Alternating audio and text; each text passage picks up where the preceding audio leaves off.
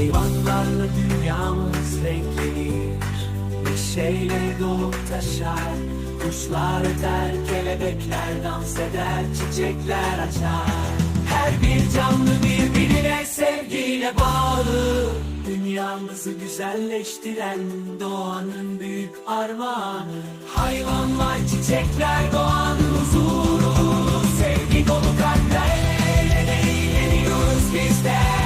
Çocuklarla birlikte neşeyle dans ediyoruz. Dünyamızı keşfediyoruz. Bu tür şarkıların devamını istiyorsanız videomuzu beğenmeyi ve kanalımıza abone olmayı unutmayın.